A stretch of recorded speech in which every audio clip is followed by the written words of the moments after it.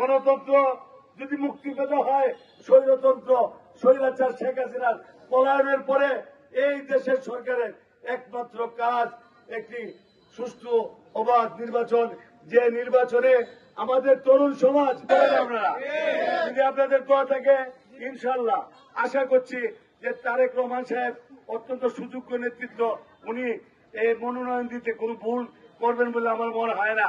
কারণ এখানে বিশেষ করে আমি দুইজনকে যারা এখানে আছেন, আমাদের বাবু নিহানন্দ এবং যে মুরাদ বিদা অত্যন্ত প্রফেশনাল সাংবাদিক, তারা আমি আপনাদের মাধ্যমে রাষ্ট্রের সর্বোচ্চ জায়গায়, যিনি আগামী দিনের রাষ্ট্রের যারা সর্বোচ্চ জায়গায় বিএনপি যারা মনোনয়ন দিবেন, ওনাদেরকে এই নাসিরনগরের চিত্রটি আপনারা তুলে ধরবেন। আপনারা যে এই নাসিরনগরের ভাগ্য উন্নয়নে যার দরকার সেই জন্য নমিনেশনটা পায়, আমার জন্য সুপারিশ করেন, সেটা আমি বলছি না। যদি আপনাদের চোখে আমার যোগ্যতা আপনাদের চোখের সামনে থাকে, নিশ্চয়ই আপনাদের লেখনী আমাদের পক্ষে যাবে।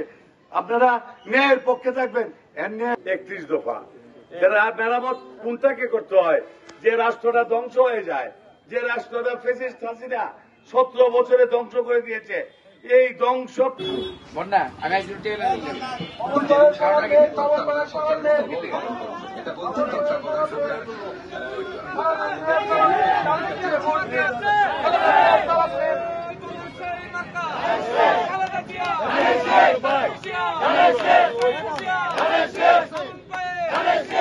একসাথে